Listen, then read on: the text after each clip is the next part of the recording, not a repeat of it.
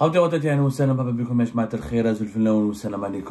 que vous allez bien, j'espère que vous vous portez bien. Saïd, comme encore une fois, nous avons eu l'occasion de vous présenter nos meilleurs vœux et nos vœux les plus chaleureux pour un Eid joyeux, agréable, confortable, un Eid axé sur la réconciliation et sur le bonheur, sur votre bonheur, sur votre bonne santé.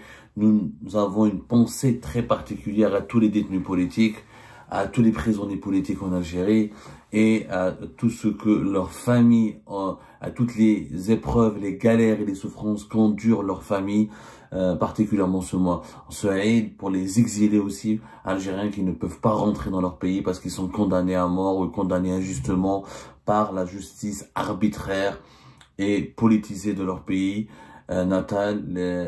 Il faut pas oublier que les Algériens qui sont privés de leur pays souffrent autant que les Algériens et les Algériens qui sont emprisonnés dans les cellules de prison en Algérie pour leurs opinions ou pour leurs engagements politiques en faveur du changement démocratique, d'un état de droit ou juste d'un militantisme de base élémentaire, puisqu'ils ont uniquement exprimé une opinion ou dénoncé ou déploré ou exprimé un désaccord avec le pouvoir actuel aux commandes du pays. Donc une pensée très particulière pour tous ces détenus politiques et ces prisonniers politiques.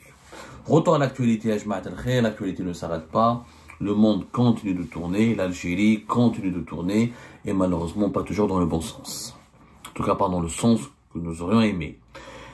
Ces dernières 48 heures, un document a circulé massivement sur les réseaux sociaux, et ce document a fait beaucoup parler de lui. C'est un document du ministère des Affaires étrangères algérien qui affirme qu'il interdit aux diplomates de voyager en France sous peine de sanctions disciplinaires. Tous les voyages privés ou officiels en France sont interdits pour les diplomates algériens. C'est un document qui date du 13 mars 2025, qui a été écrit en arabe. السيدات والسادة رؤساء الهياكل بالإدارة المركزية وزارة الشؤون الخارجية المديرية العامة للموارد البشرية Direction générale des ressources humaines, le ministère des Affaires étrangères.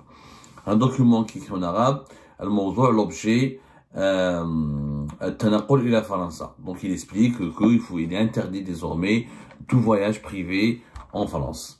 Voilà, je vous donne une petite traduction. Tout déplacement à caractère touristique ou personnel vers la France pour les diplomates et leurs familles est suspendu jusqu'à nouvel ordre, y compris le transit via les aéroports français. C'est circulé, c'est une réponse qui a été donnée par les autorités algériennes à la menace qui a été évoquée et mise en branle, mise en place et mise en exécution par le ministère français de l'Intérieur et par son ministre, le premier responsable du ministère français de l'Intérieur, Bruno Retailleau, qui a suspendu d'abord les accords de 2007 qui permettent aux diplomates algériens d'entrer sans visa en France, sur le territoire français, et qui a établi depuis le mois de février 2025, et cette liste a été élargie au début du mois de mars jusqu'à la fin du mois de mars en 2025, qui a été élargie à une liste de plus de 800 personnes, des dirigeants algériens, leurs familles, qui seront refoulés ou interdits d'accès au territoire français et refoulés depuis les aéroports français, c'est se présent devant les agents de la police française aux frontières. Et cette liste, depuis l'accélération du bras de fer entre le ministère français de l'Intérieur et le gouvernement algérien, a été élargie selon nos investigations à 4000 personnes. Donc, les autorités algériennes ont réagi avec ce communiqué, avec cette note officielle cette fois-ci, pour demander aux dirigeants algériens de ne pas aller en France. Bon, cette note cause problème. Il faut d'abord rappeler son contexte et expliquer ses tenants et aboutissants. D'abord, nous, sur Algérie Part, depuis le mois de février, on vous disait qu'il y avait une note qui était verbale, avant qu'il y ait un texte, parce que cette note, elle concerne uniquement le ministère des Affaires étrangères algérien. Et elle date du 13 mars. Sauf que, avant le 13 mars, les problèmes ont commencé bien avant le 13 mars. Et que la France a refoulé des hauts responsables algériens bien avant le 13 mars. Début du mois de mars, c'était l'épouse de l'ambassadeur d'Algérie au Mali, qui partait à titre privé en France parce que, on ne sait pas pourquoi, mais parce que son mari était en fonction à Metz, était consul de Metz, il y a de cela quelques années, donc elle est partie en France sans motif valable et les autorités françaises l'ont refoulée. Au mois de février, à la mi du mois de février 2025, il y avait l'ancien directeur de cabinet Abdelmajid Tebboune, Abdelaziz Khelef et son épouse. Il y a eu 4 cas. Au moins 4 cas, nous avons recensé au moins 4 cas, dont 2 femmes et 2 dirigeants algériens qui ont été refoulés et interdits d'accès au territoire français par les autorités françaises. Au moins 4 cas. Bruno Retailleau récemment, la semaine dernière, lors d'une interview sur une radio publique, sur une radio française, il a confirmé que la France a commencé à expulser des dirigeants algériens et à leur interdire l'accès à son territoire. Le problème de cette note, c'est qu'elle n'est pas claire. Elle n'est pas claire et elle ne concerne que les employés du ministère des Affaires étrangères. Or, les détenteurs de passeports diplomatiques en Algérie ne sont pas tous des fonctionnaires du ministère des Affaires étrangères. C'est ça le problème. Cette note, elle a été faite le 13 mars, alors qu'auparavant, il y avait une note verbale communiquée. C'est une note verbale. Auparavant, dès le mois de février, une note verbale. En réalité, bien avant, dès la fin de l'année 2024, une note verbale a été communiquée par Abdelmadjid Tebboune à la présidence algérienne, à tous les responsables algériens, leur interdisant d'aller en France pour quelconque besoin, quelconque activité. Ça a été une note verbale. Il fallait attendre le 13 mars 2025, pardonnez-moi, il fallait attendre le 13 mars 2025 pour que le ministère algérien des Affaires étrangères établisse une note écrite. Sauf encore une fois, cette note écrite, il n'y a que le ministère des Affaires étrangères qui l'a établie. Or, le détenteur, encore une fois, pourquoi cette note, elle n'est pas claire, et elle n'est pas réglementée, elle n'est pas efficace, et elle n'est pas juste. Il n'y a pas que les employés du ministère des Affaires étrangères qui sont concernés par le bras de fer avec la France. Il n'y a pas que les diplomates et les ministères et les employés ou les responsables du ministère des Affaires étrangères algériens qui en sont détenteurs du passeport diplomatique et qui peuvent partir en France. Le passeport diplomatique en Algérie, on en a parlé 1001 fois. Il est détenu par presque 10 000 personnes en Algérie. Ils ne sont pas tous diplomates. Au contraire, les diplomates ne sont qu'une minorité. Parce que le passeport diplomatique en Algérie, il est accordé depuis maintenant longtemps, depuis maintenant 2023 notamment, un décret de 2023, dont on en a parlé, à l'ensemble de tous les dirigeants du pouvoir algérien, y compris comment dirais-je, y compris les responsables de la présidence, les responsables de l'armée, les responsables des services de sécurité, les responsables, c'est le décret du 23-201 du 1er juin 2023, publié au journal officiel. Il n'y a pas que les diplomates, les généraux de l'armée, ils ont le passeport diplomatique, le patron de la police, le patron de la gendarmerie, les patrons des services secrets algériens ont le passeport diplomatique, les conseillers à la présidence, ils ont tous le passeport diplomatique, y compris leurs épouses et leurs enfants. Le chef du gouvernement, le premier ministre, il n'y a pas que tous les ministres, des anciens moudjahidines. Il y a énormément de monde qui a le passeport diplomatique en Algérie. Il n'y a pas que les diplomates. Alors pourquoi cette note a été pendue uniquement par le ministère des Affaires étrangères? Parce que le ministère des Affaires, dans sa note, il parle à ses directeurs centraux. Il donne une instruction à ses propres employés. Il parle de tous les citoyens et les cadres de la direction centrale. C'est une note adressée elle est interne au sein du ministère des Affaires étrangères. Sauf que le passeport diplomatique en Algérie ne concerne pas uniquement, encore une fois, ce n'est qu'une minorité. Allez voir le décret. Les attachés militaires, les responsables du gouvernement et des corps constitués, les anciens moudjahidines, les conseillers, le secrétaire général du gouvernement, le secrétaire permanent du Haut Conseil de sécurité, tous les membres du gouvernement, le Premier ministre, le président du Parlement, le président du Conseil de la Nation, le président du Conseil d'État, le président de la Cour suprême, le président de la Cour des comptes, le gouverneur de la Banque d'Algérie, les généraux de l'armée, tout ce beau monde, ils ont un passeport diplomatique. Et leur famille, les anciens chefs d'État, les anciens présidents du Parlement, les anciens premiers ministres, les anciens ministres d'État, pas tous les ministres, les anciens ministres d'État, les anciens ministres des Affaires étrangères. Cette note n'est pas du tout claire, nette et précise. Il aurait fallu que la présidence de la République établisse cette note pour qu'elle soit valable, pour qu'elle ait un impact. Et n'oublions pas que la France et l'Algérie avaient un deuxième accord, c'est l'accord de 2013, qui concerne les passeports de service. Le passeport de service, les détenteurs de passeports de service en Algérie pouvaient aller depuis 2013 en France, pouvaient rester sur le territoire français pendant une période de 3 mois, sur une période de 6 mois, et sans obligation d'être munis de visa. Le passeport de service, contrairement au passeport diplomatique, c'est un passeport qui est limité dans le temps et qui est accordé pour l'accomplissement d'une mission ou d'un déplacement précis à l'étranger. Il a une durée de vie limitée. C'est pas un passeport diplomatique, il est renouvelable chaque 5 ans. Le passeport de service, normalement, il peut durer 1 mois, il peut durer quelques mois, il peut durer 1 année, selon la durée de service. Passeport de service, sa durée maximale est de 4 ans. Voilà.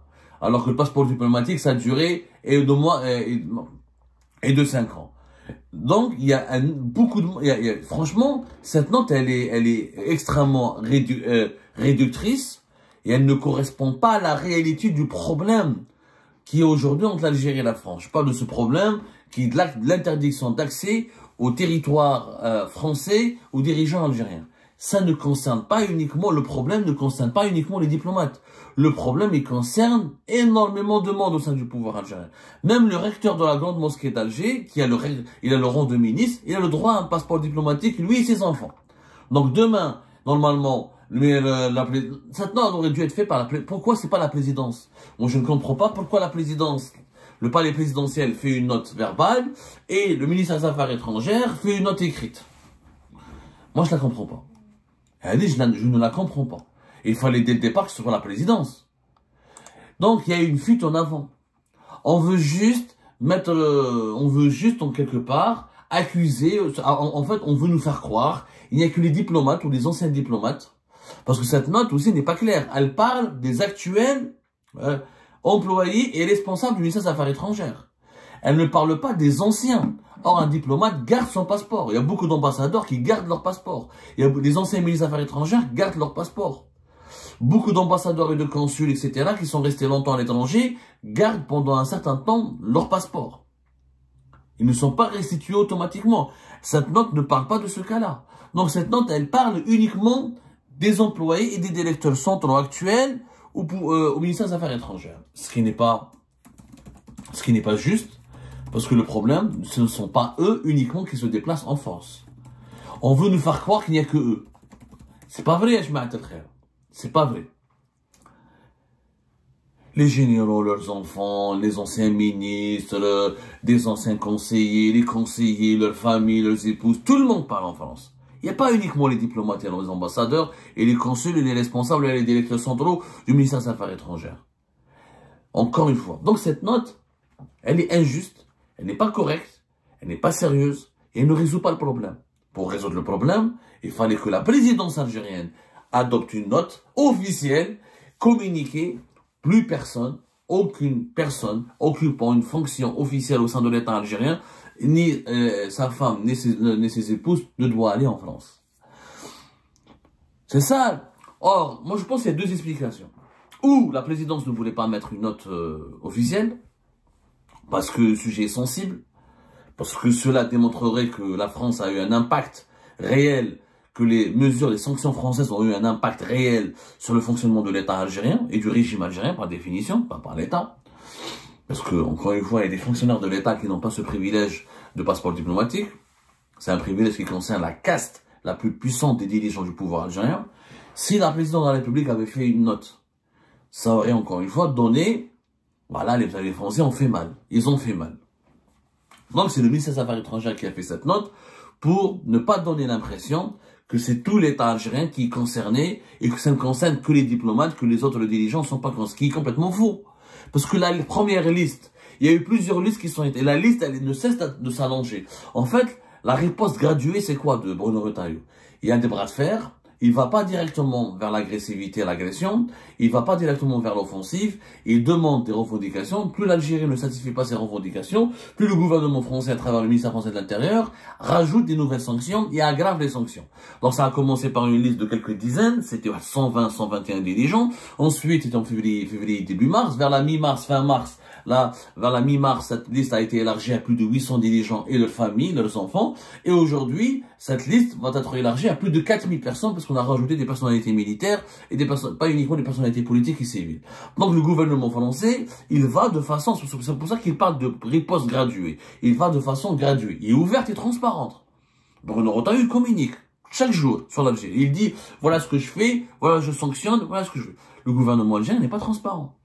Mais je ne comprends pas pourquoi le gouvernement algérien n'annonce pas directement la couleur. Il faut qu'aucun dirigeant ne doive venir en France. C'est ça la vérité. Ce n'est pas uniquement les diplomates et leurs épouses et leurs enfants. Tous les enfants. Parce que en Algérie, le détenteur du passeport diplomatique n'est pas uniquement diplomate. C'est ce qu'on ne veut pas nous dire.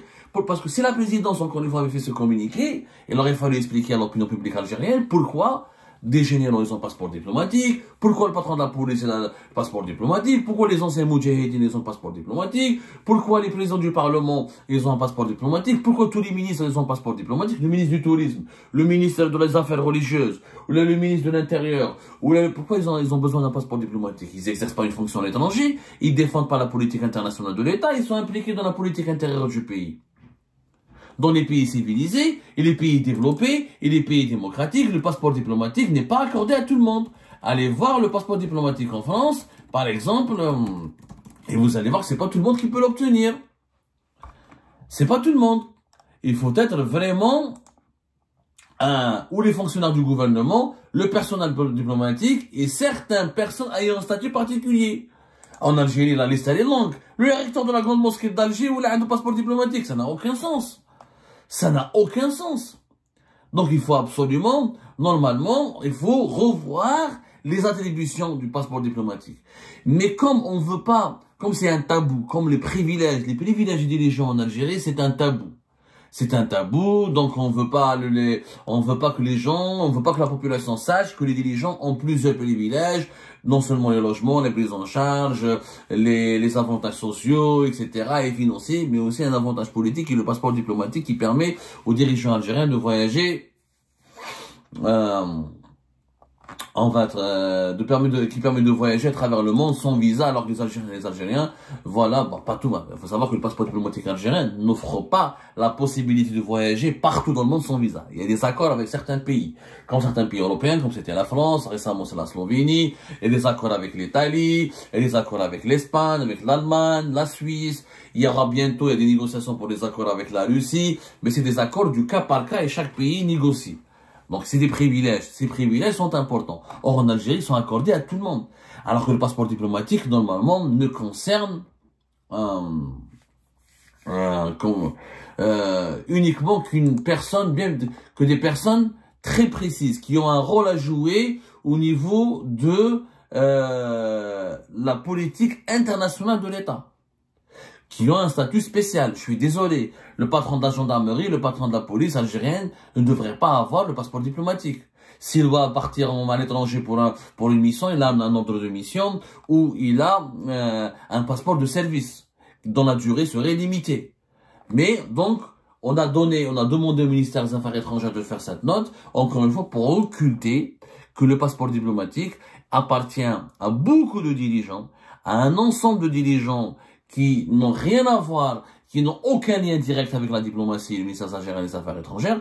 Effectivement, le ministère des Affaires étrangères, c'est lui qui délivre le passeport, mais les personnes qui bénéficient de ce passeport ne relèvent pas tous de l'autorité du ministère des Affaires étrangères. Les généraux, les conseillers à la présidence, le recteur de la grande mosquée d'Alger, etc., les patrons des services secrets algériens, etc., ne relèvent pas tous du ministère des Affaires étrangères, ne relèvent même pas du ministère, leur tutelle, c'est pas le ministère algérien des Affaires étrangères.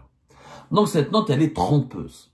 Elle est trompeuse. Elle ne dit pas toute la vérité sur le problème des déplacements des dirigeants algériens à l'étranger. Il n'y a pas que les familles des diplomates et les diplomates qui se déplacent en France. Il y a beaucoup de généraux, beaucoup de responsables du gouvernement, beaucoup de responsables de la présidence, comme l'ancien directeur de cabinet de la présidente de la République, Abdelaziz Khelaf.